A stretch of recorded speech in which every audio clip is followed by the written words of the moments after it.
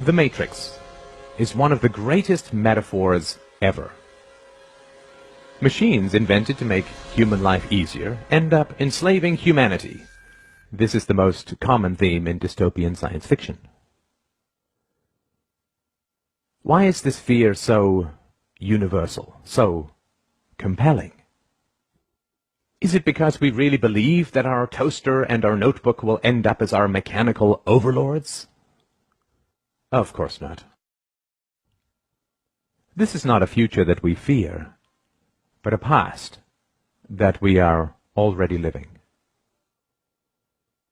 Supposedly, governments were invented to make human life easier and safer, but governments always end up enslaving humanity. That which we create to, quote, serve us, ends up ruling us.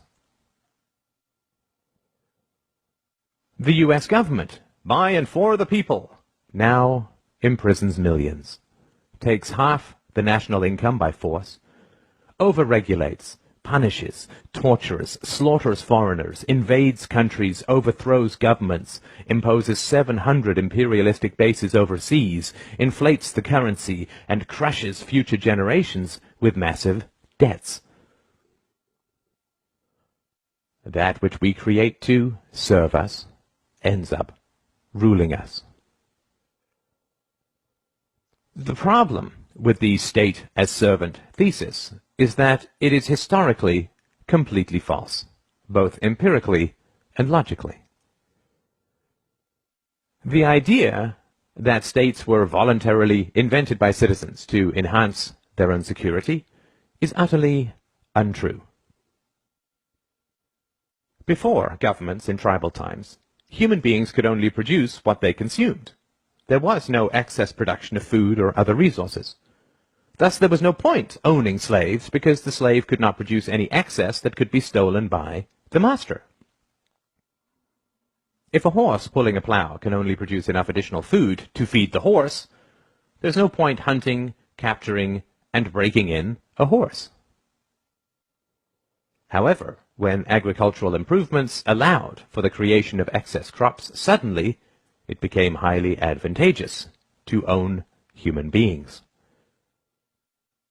When cows began to provide excess milk and meat, owning cows became worthwhile. The earliest governments and empires were in fact a ruling class of slave hunters who understood that because human beings could produce more than they consumed, they were worth hunting, capturing, breaking in, and owning. The earliest Egyptian and Chinese empires were, in reality, human farms, where people were hunted, captured, domesticated, and owned like any other form of livestock. Due to technological and methodological improvements, the slaves produced enough excess that the labor involved in capturing and keeping them represented only a small subset of their total productivity. The ruling class, the farmers, kept a large portion of that excess while handing out gifts and payments to the brutalizing class, the police, slave hunters, and general sadists, and the propagandizing class, the priests, intellectuals, and artists. This situation continued for thousands of years, until the 16th to 17th centuries, when again, massive improvements in agricultural organization and technology created the second wave of excess productivity. The enclosure movement reorganized and consolidated farmland, resulting in 5 to 10 times more crops, creating a new class of industrial workers displaced from the country and huddling in the new cities. This enormous agricultural excess was the basis of the capital that drove the Industrial Revolution. The Industrial Revolution did not arise because the ruling class wanted to free their serfs, but rather because they realized how additional, quote, liberties could make their livestock astoundingly more productive. When cows are placed in very confining stalls, they beat their heads against the walls, resulting in injuries and infections. Thus farmers now give them more room, not because they want to set their cows free, but rather because they want greater productivity and lower costs. The next stop after free range is not freedom. The rise of state capitalism in the 19th century was actually the rise of free-range serfdom. Additional liberties were granted to the human livestock not with the goal of setting them free, but rather with the goal of increasing their productivity.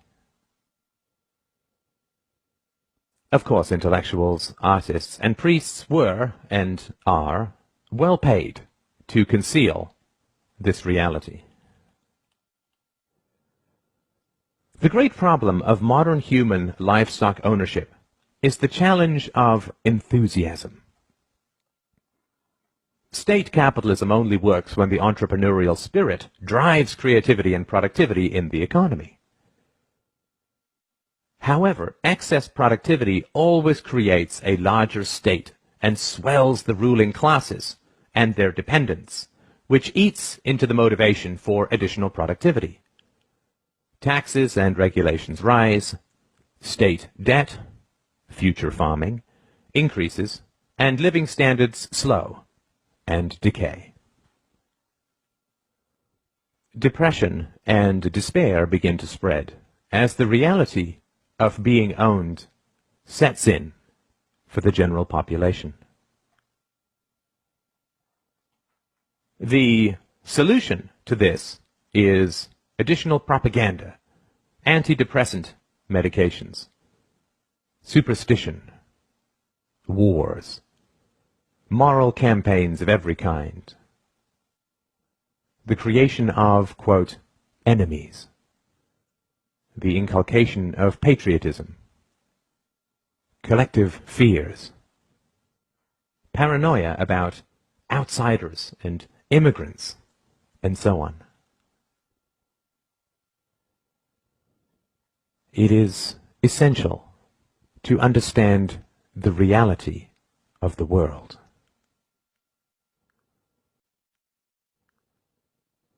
When you look at a map of the world, you are not looking at countries, but farms. You are allowed certain liberties, limited property ownership, movement rights, freedom of association and occupation, not because your government approves of these rights in principle, since it constantly violates them, but rather because free-range livestock is so much cheaper to own and so much more productive. It is important to understand the reality of ideologies. State capitalism, socialism, communism, fascism, democracy. These are all livestock management approaches. Some work well for long periods, state capitalism, and some work very badly, communism. They all fail eventually because it is immoral and irrational to treat human beings as livestock. The recent growth of freedom in China, India, and Asia is occurring because the local state farmers have upgraded their livestock management practices.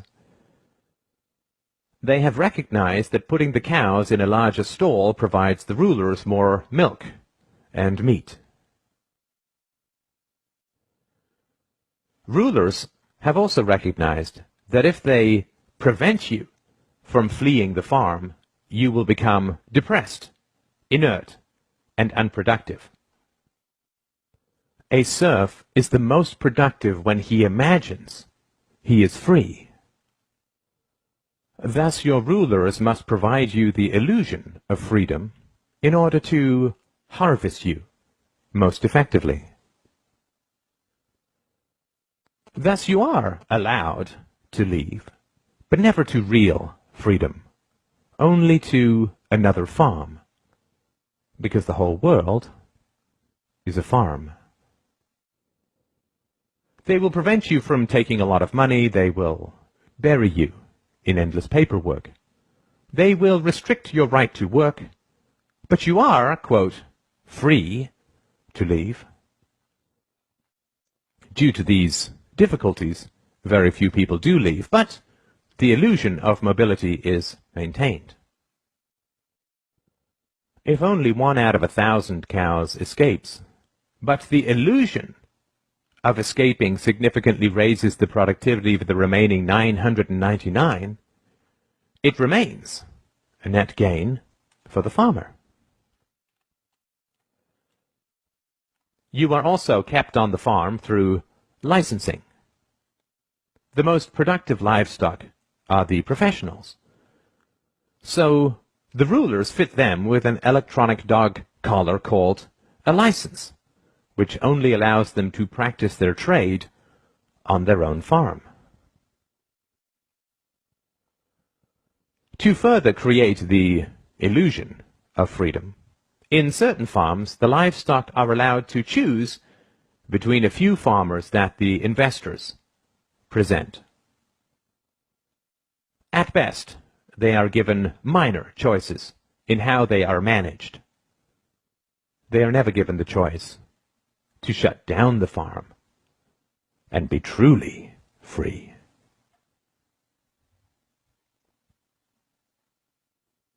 Government schools are indoctrination pens for livestock. They train children to, quote, love the farm and to fear true freedom and independence, and to attack anyone who questions the brutal reality of human ownership. Furthermore, they create jobs for the intellectuals that state propaganda so relies on.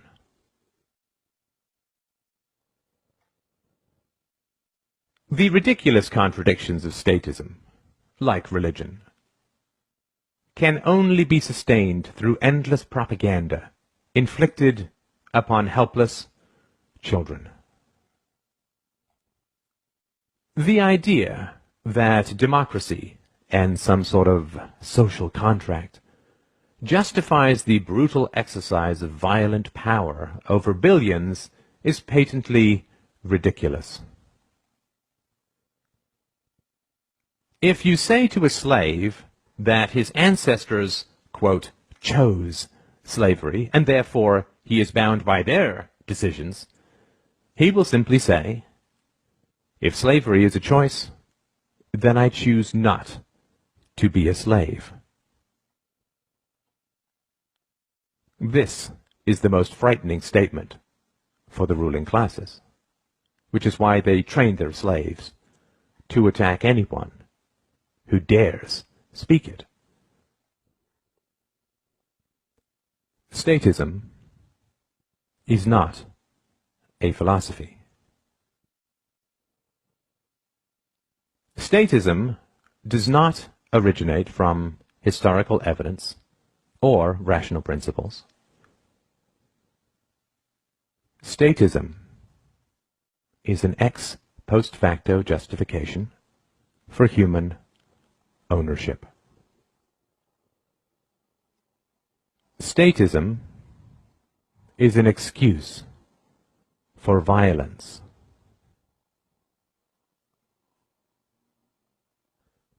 Statism is an ideology, and all ideologies are variations on human livestock management practices. A religion is pimped out superstition, designed to drug children with fears that they will endlessly pay to have, quote, alleviated. Nationalism is pimped out bigotry, designed to provoke a Stockholm syndrome in the livestock.